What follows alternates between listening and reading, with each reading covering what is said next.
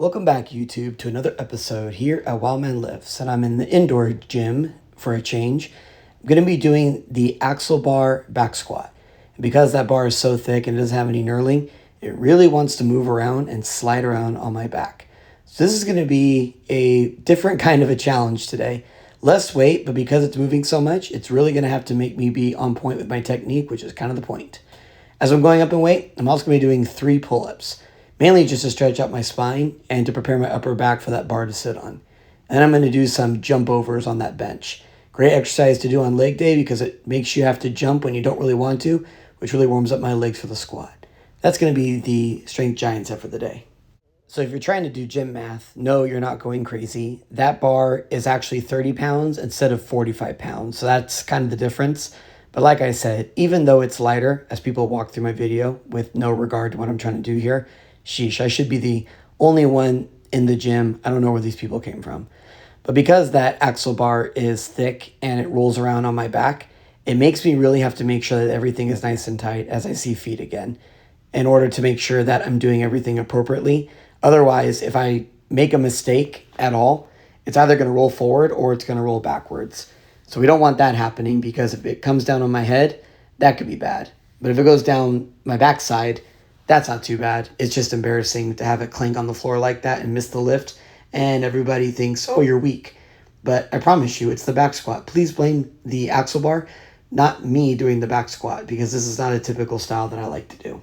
So the goal for the day was to make sure that I was on point with my technique.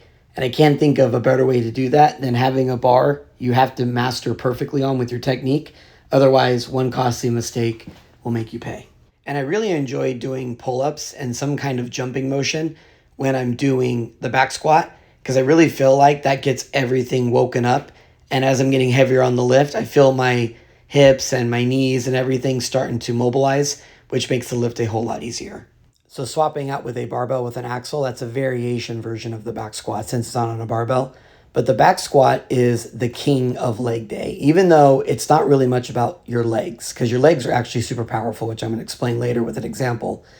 The real hard part about doing a back squat is making sure that your core is strong enough, because that's really what's going to limit you from hitting the weight that you want to hit. Because if your core isn't strong, then that bar is just going to fold you in half, and you're going to miss the lift. But if your core is strong, your legs are automatically going to be stronger. So it's not really a leg exercise, it's a full body exercise. It's really a test of your core. So if you can do this, a back squat, and you're able to lift massive weight, it's not your legs, it's actually your core. Because trust me, if we take away the bar and just use our legs and isolate the legs, you could probably lift 4 plates, no problem, for reps. But because that bar is crunching down on your core, it's a whole lot harder. You could just see me even getting it off the rack there, how much of a core demand that is to make sure that I'm able to get myself into a good position. So this is just really a great exercise to do, and that's why it's a compound movement. But it's still a great movement for the legs because when you're doing this, you're still getting massive amount of leg work. And then you're also getting your whole body involved as well. So one of the best exercises to do for leg day, in my opinion. So now we're coming up to my top set. And again, gym math, this is only 390 pounds. But again, because that axle rolls around a lot and I have to really focus on my technique, this was going to make it a whole lot harder. And I'm doing it in the low bar style. So it really wants to roll off because it's so low on my back. And I really wanted to hit 2. That was the whole point. If I could hit 3, then I probably wouldn't have done it. 2 is what I wanted to do today. And I felt like that I was at good depth. I had good technique, good control, and that was what I wanted to do. So thank you, Axle Bar, for all of your hard work because that really made sure that I could practice more on the technique and I can move on and more heavier weight when I switch over to the barbell. And then for the variation giant set, now I'm going to show you the example I was talking about. I'm isolating the legs with the leg press machine. And this is just such an easy movement to do. A lot of people are going to be able to lift a massive amount of weight on the leg press machine because your legs are super strong. You're walking around all day, your legs get super strong if you're running. So your legs are very, very powerful instruments. And when you take away the core, you can actually do a whole lot more weight. And this is the greatest movement you could do coupled on the back squat day, on your leg day, like doing it right after you're done with the back squat, because not only does it really hit those legs, but it also really helps with the deadlift, because this is virtually the same movement of a deadlift from the floor to the knee. So this is one of my favorite exercises to do after I'm done with the back squat. And I was going relatively lighter today, and you can see 4 plates, easy for 6 because it's so much easier.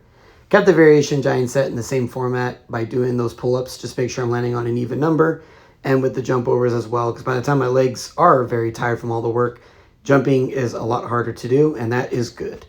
And for the accessory giant set, since I have time to do assistance giant set, I was doing 3 rounds.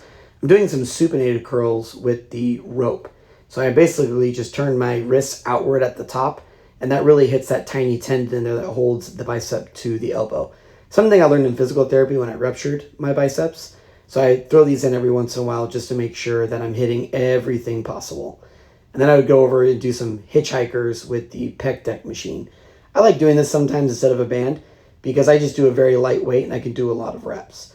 And it's really good for my shoulders. And I was already working the back anyways, so this is just a great way to finish that off and to make sure that my shoulders don't get impinged when I'm doing a whole lot of pushing or pressing overhead. And then I'd go on to flutter kicks. Something I love to do because it works the abs, also works the inner part of my thighs after leg day. So good ab work, good legs for this movement. That was the total workout for the day. Really appreciate you stopping by. Don't forget to like and subscribe, and I'll see you next time. Thanks.